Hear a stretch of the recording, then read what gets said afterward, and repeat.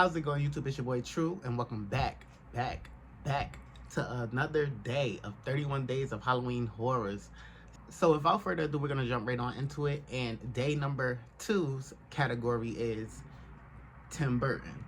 So basically, the category means you get to explore the world of Tim Burton, whether he directed or produced the movie, but you get to explore the world where his world is more so like supernatural meets quirky and whimsical characters of the sort.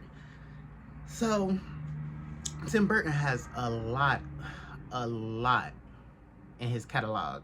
So I tried to find one that I never seen, and to my surprise, what a perfect time, because Beetlejuice 2 just came out. So I went ahead and went to go see that, and it was really good. I enjoyed it for what it was. Beetlejuice 1 came out in 1988, which I did not realize it came out that long ago. That's over, what, 30 years? Or over 20 years? Definitely over 20 years. So that's like, it's amazing for one. And to see all like the reprising characters come back and play their part again, like Winona Ryder, Catherine O'Hara, Michael Keaton, who else? I want to say that's it for the people that came back to return. I'm not too sure, but they look the same as they did when they played in the original, or like the first film, Beetlejuice. So this one, Beetlejuice came out this year, not too long ago, probably like a few weeks ago, and it is doing amazing from the box office numbers from what I see.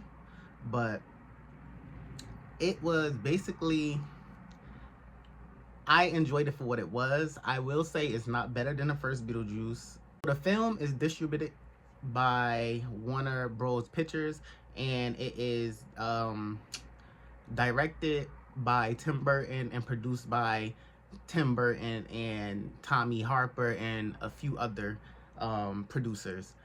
The film runs about, what, like an hour and a half, well, not an hour, but like an hour and a half to an hour and 45 minutes maybe.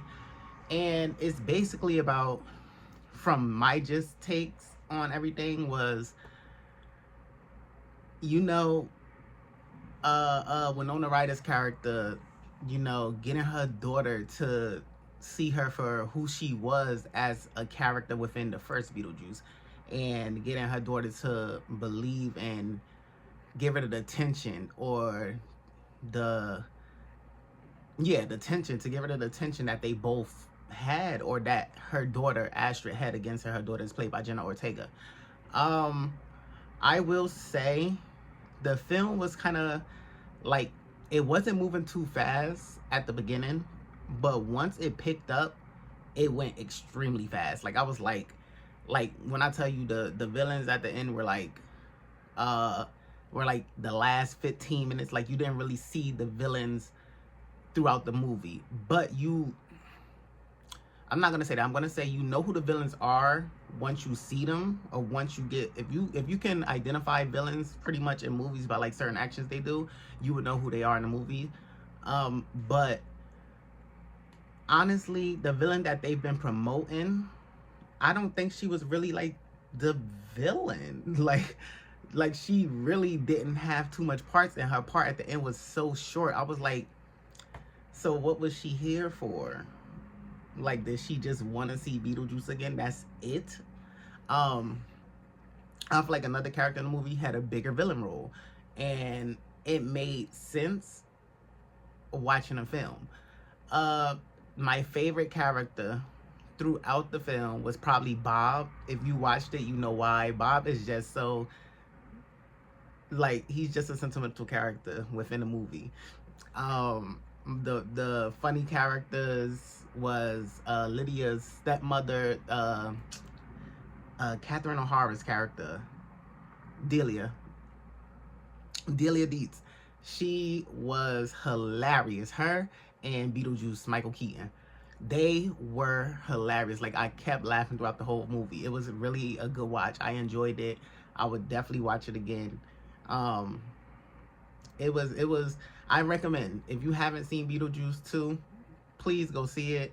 Take your kids to go see it, because it's not, well, hopefully show your kids Beetlejuice 1 and then go see Beetlejuice 2. But it's really like a family film to me. It's really a film that you can enjoy with your family, especially people who grew up in that era when Beetlejuice first came out, because I didn't. So I watched Beetlejuice growing up, and then I was like, okay, Beetlejuice is really good. Beetlejuice is iconic. It is at this point, it's a cult movie. Everybody know who Beetlejuice is. Beetlejuice is like Ronald McDonald. Everybody knows who's Beetlejuice. So I really appreciated it for what it was. And the only thing I can say is that I feel like this film was a nice send-off, especially like the ending message within the film. I feel like it was a send-off to the franchise in its entirety, especially because Tim Burton came out and said like he don't think he'll be able to make a third one, being that this one took over 30 years, 20 years to make. He feel like the next one would be probably, he'd be over 100, so he really don't have it in him to make the third, but it is possible. I feel like they could leave this where it's at, but the ending kind of leaves it kind of very open to the audience. Like, is Beetlejuice still gonna keep coming at the Lydia? Who knows? But I enjoyed it. It was really good. I definitely gave this film 7 out of 10 stars, just because how quick the pacing was towards the great parts of the film, and because the villains were kind of like non-existent, if that makes any sense. If you watched it, you'll know what I mean. But I enjoyed it. I really did. Let me know how you guys felt about Beetlejuice 2, if you guys seen it already, or if you haven't seen it, do you plan on going to go see it? Do you choose, or do you prefer Beetlejuice 1 over Beetlejuice 2? Let me know by commenting down below. And with that being said, I will see you guys tomorrow for day 3 of 31 Days of Halloween Horror. Bye.